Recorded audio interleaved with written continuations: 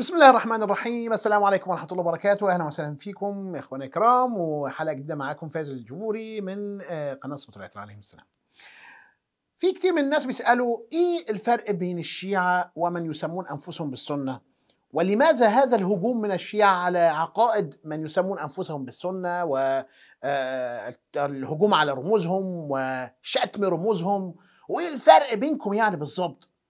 طيب أنا مش هذكر يعني إيه الفرق ما بين الشيعة المسلمين الحقيقيين وبين من يسمون أنفسهم بالسنة، فقط سوف أذكر ما الأمور التي يقول أو بعض الأمور التي الشيعة يأخذونها على من يسمون أنفسهم بالسنة واللي الشيعة يسموهم بالبكرية. أول حاجة التوحيد. الشيعة المسلمين يقولوا الله أكبر، لا إله إلا الله، ليس كمثله شيء ولا يشابهه شيء جل جلاله، لا يوجد مثل الله عز وجل. أما من يسمون أنفسهم بالسنة يقول هو ربهم عنده جزمة من ذهب ويقعد على العرش والعرش له أطيط يعني يعمل أصوات لما واحد يقعد عليه، والعرش بتاعه يعني ما زيتوش كويس، مش عارف والله، يعني حاجات غريبة يجيبوها. يقولوا طوله 17 ذراع، يعني قد 15 متر مثلا، ده اي عماره في الجيزه اكبر من ربكم، يعني حاجه غريبه. شكله زي شاب امرد، يعني ملوش لا لحيه ولا شنب ولا دقن ولا، وايه عامل كده ازاي يعني من اوصاف ربهم. حينما يغضب وزنه يزداد، وحينما يفرح وزنه يخف، يعني مش عارف الرجيم بتاعه بالغضب، حاجات غريبة يعني. حتى في صميم التوحيد يطعنون بالله عز وجل. طيب، هناك موضوع مهم عند الشيعة وهو أنه لربما تفردوا هم والمعتزلة بهذا الأمر، وهو الاعتقاد بأن الله عادل.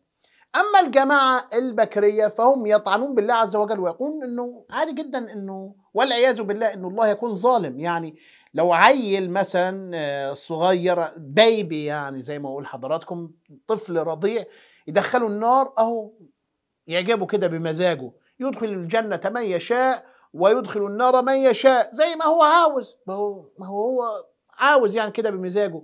فهم يطعنون بالعدل الإلهي، ولذا تجد من أصول العقيدة الشيعية التوحيد وثانيها العدل. أما هم يعتقدون أنه ظالم يعني، ولهذا ينسبون مثلا أنه الله يجبر الأفعال على يجبر أو يجبر العباد على أفعالهم. يعني إزاي يعني الناس مسيرين وليسوا مخيرين. مفيش حد في الدنيا دي يتولد بمزاجه ويعمل الحاجات اللي هو عاملها بمزاجه، وكل حاجة هي بناء على تقرير إلهي، وكل حاجة ثابتة من عند الله عز وجل. فبما انه هو دلوقتي مثبت في الكتاب، وهو كل حاجة هيعملها سوف يكون مجبر عليها، طيب دلوقتي أليس هو ظلم من الله عز وجل شخص يعصي الله وهو مجبر على المعصية ويدخله النار؟ ده مش عدل يعني. ده من العقائد يعني، أو بعض العقائد الشركية أو التي تطعن بالذات الإلهية. أما الأنبياء عندهم ليسوا معصومين، يعني من سيدنا آدم عليه السلام إلى سيدنا محمد صلى الله عليه وآله، ولديهم طعونات غريبة وكلها أخذوها من الإسرائيليات على فكرة. يصفون أنه النبي آدم يعني كان عاصيا لله عز وجل، ولكن هم لا يعلمون تفسير أهل البيت إزاي. فالمعصية التي وجدت في القرآن الكريم هي معصية يعني بشكل طاعة. يعني الله عز وجل كان يريد خير آدم بين البقاء في الجنة أو الدخول إلى الأرض وإلى الحياة، وأن يكون ابتلاء وأن تكون حياة للبشر. وكان إرادة الله عز وجل أن يكون آدم هو أبو البشر وينزل إلى الأرض. فلذا يعني ربنا ما ينفعش كده يقول لآدم طيب يلا بكرة هتكون في الأرض، يعني وأن سيدنا آدم معصوم ولا ما يعملش حاجة غلط. فيجب عليه أن يعمل حاجة هي في ظاهرها خطأ، لكي يقول الله عز وجل طيب يا آدم أنا هخليك تروح دلوقتي للأرض وتعيش في الأرض. يعني زي ما تقول حضرتك مثلا كده أنا عاوز أخش المحكمة، طيب أعمل إيه دلوقتي؟ انا اعمل خناقه مع صاحبي، يعني نعمل خناقه كده وتروح انت وانا ومعاك عند الشرطه ونقول احنا اتخانقنا كده، واحنا اتخانقنا بالفعل عشان انا اروح للمحكمه كده، يعني عاوز اخش المحكمه، زي ما تقول حضرتك انا عاوز اخش السجن مثلا.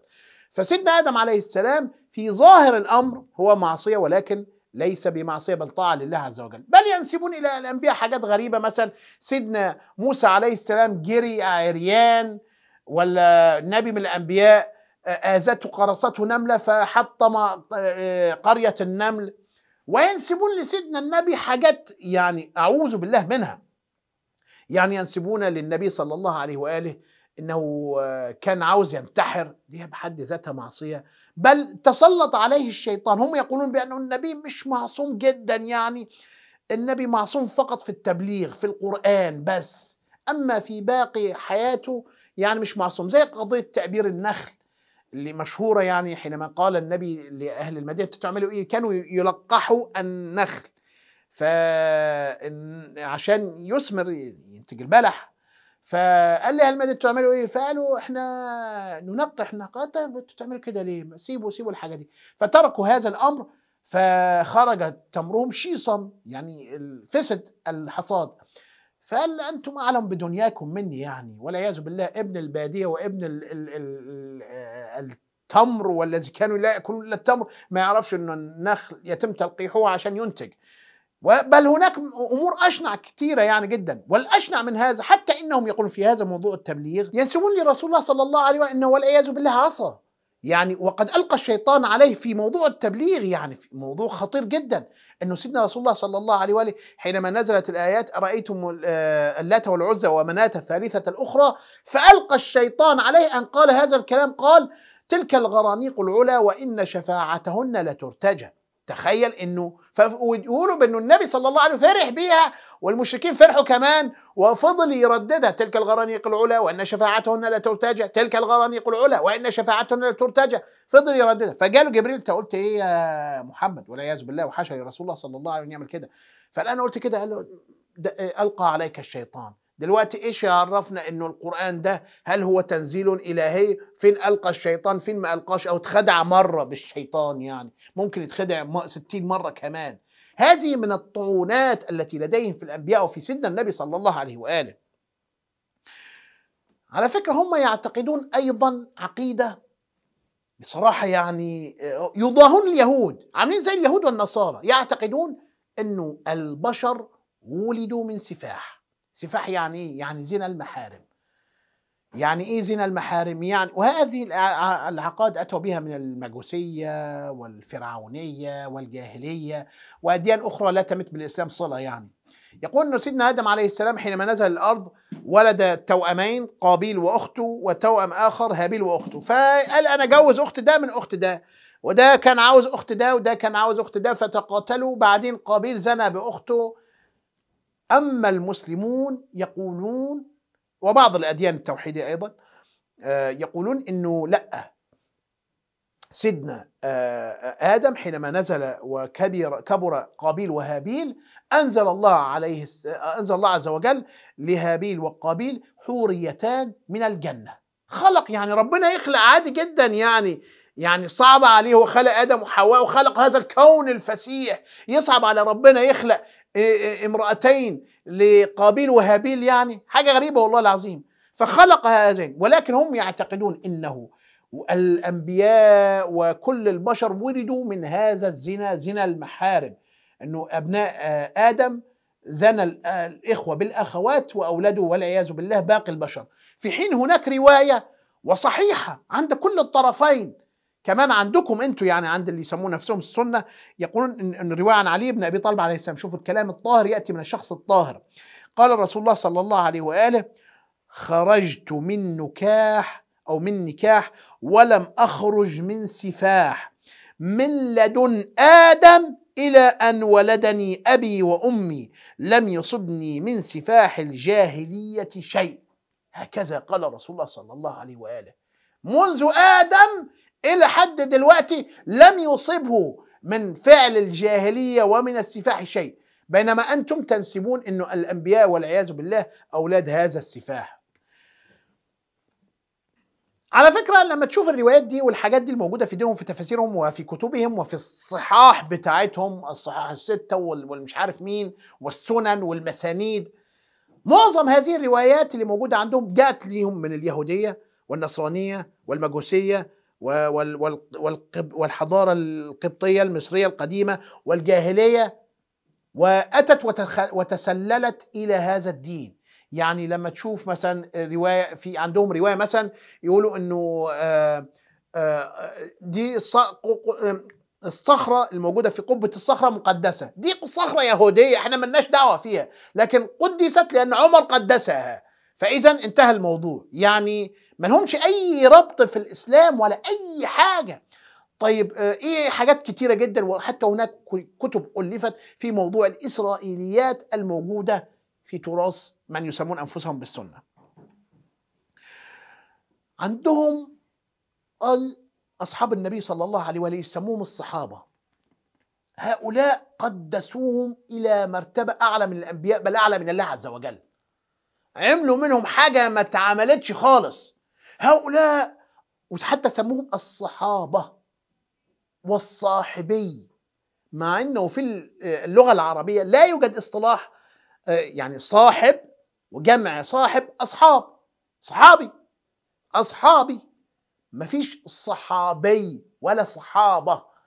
يعني هو هذه يعني حاجة غلط، بس هم عملوها كده عشان يقدسوا ويضيفوا هالة من القدسية على هؤلاء من يسمون بالصحابة. أنا نفسي تراجعوا يا أخوانا يا كرام سلسلة محاضرات الشيخ الحبيب بعنوان أكذوبة عدالة الصحابة، سلسلة جميلة، محاضرات موجودة على اليوتيوب وعلى الساوند كلاود كمان موجودة. راجعوا يا اخوانا، راجعوا هذه المحاضرات عشان تعرفوا ايه يعني هؤلاء اللي سموهم بالصحابة يعني، وقدسوهم حتى انهم جعلوهم افضل من رسول الله صلى الله عليه واله، ويطعنون برسول الله صلى الله عليه واله من اجل تقديس هؤلاء. يعني مثلا ابو بكر عملوه يعني احسن من رسول الله صلى الله عليه واله في موضوع الغنى. تقول عائشة تروي انه كانت عندها مغنيتان تغني في البيت، فدخل أبو بكر فقال يا رسول الله أمزمارة الشيطان في بيتك، أو أمزمارة الشيطان في بيت رسول الله.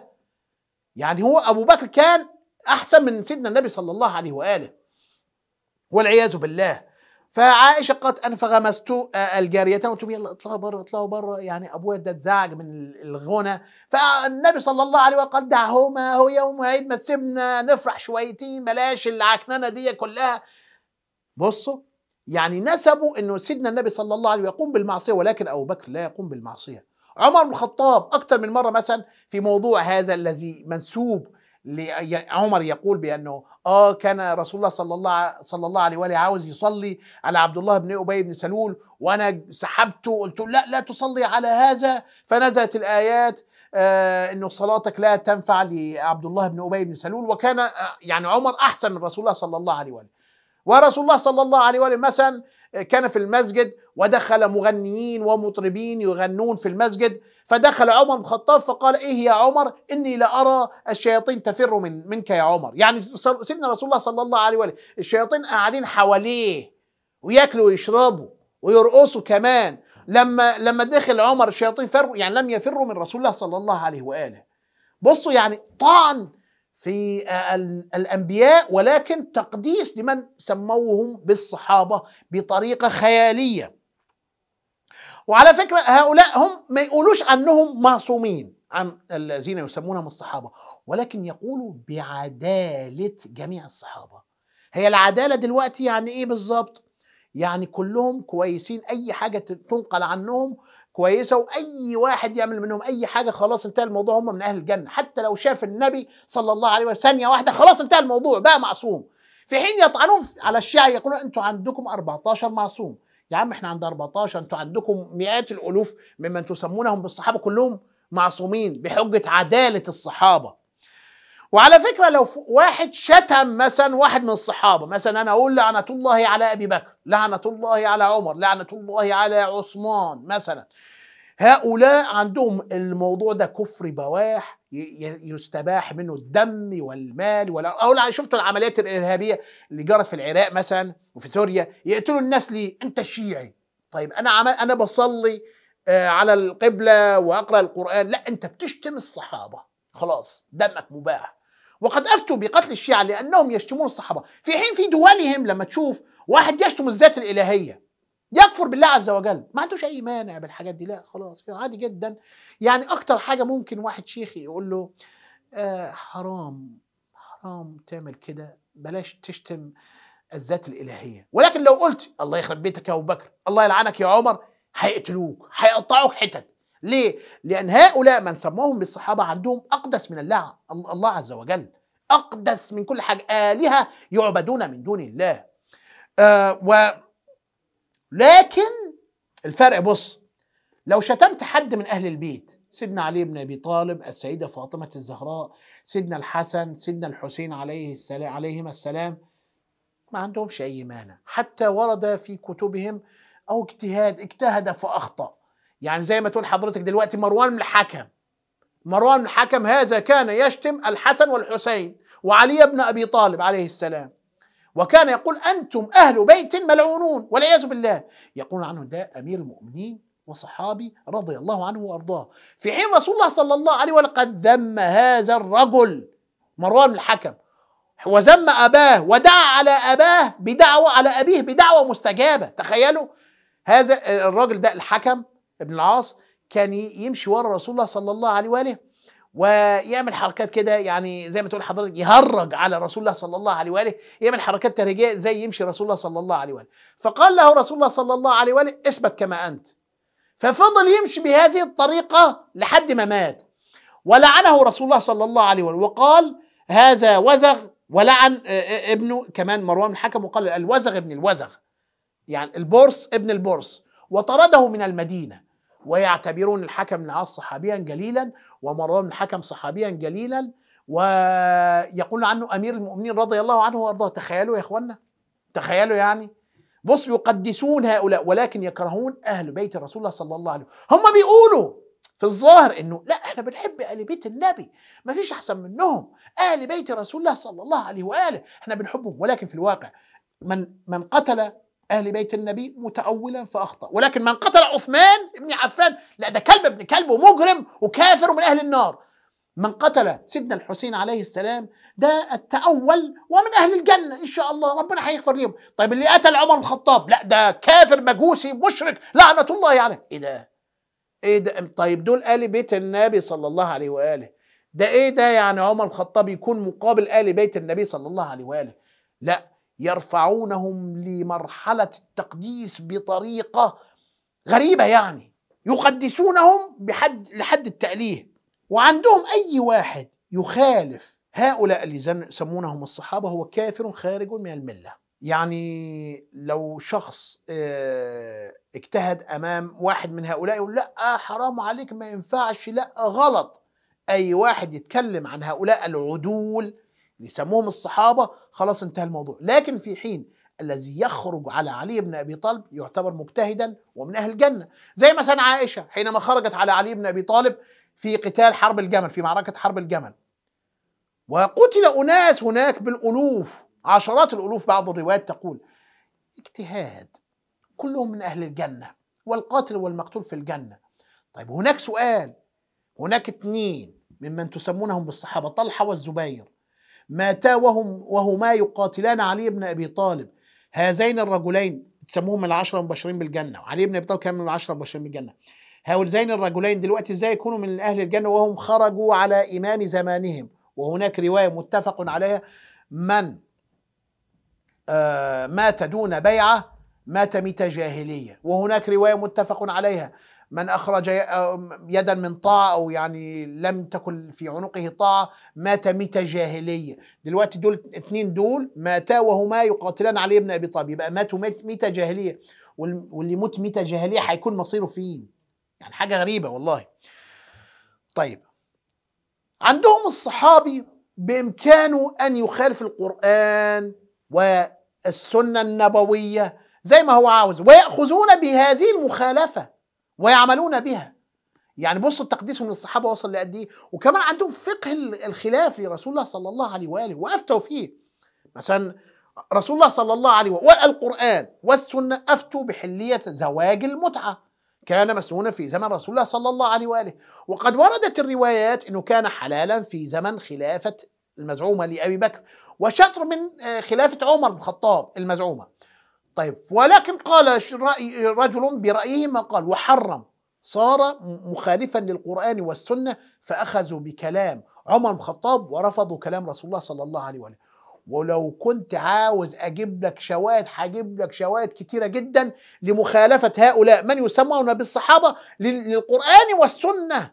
بالفعل يعني خالفوا القرآن والسنة في حاجات كتيرة جدا جدا جدا، وأخذوا بكلام من يسمون بالصحابة، هؤلاء الآلهة الذين يعبدون من دون الله عند اللي يسموا نفسهم سنة، وتركوا كلام رسول الله صلى الله عليه وآله وتركوا القرآن يعني. طيب يا أخوانا، أنا مضطر أختم معاكم دلوقتي، وإن شاء الله هنكمل إن شاء الله في الحلقة المقبلة إن شاء الله في نفس الموضوع، هؤلاء من يسمون بالصحابة نتكلم عنهم، ونتكلم كمان عن الفرق بين الشيعة ومن يسمون أنفسهم بالسنة إن شاء الله.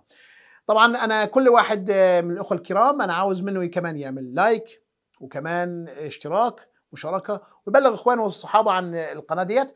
وأنا عاوز كمان تعليق من حضرتك، لو كان عندك أي سؤال في أي موضوع أنا هتابع التعليقات إن شاء الله، وسوف أجاوب على الأسئلة التي تستحق الإجابة إن شاء الله تعالى.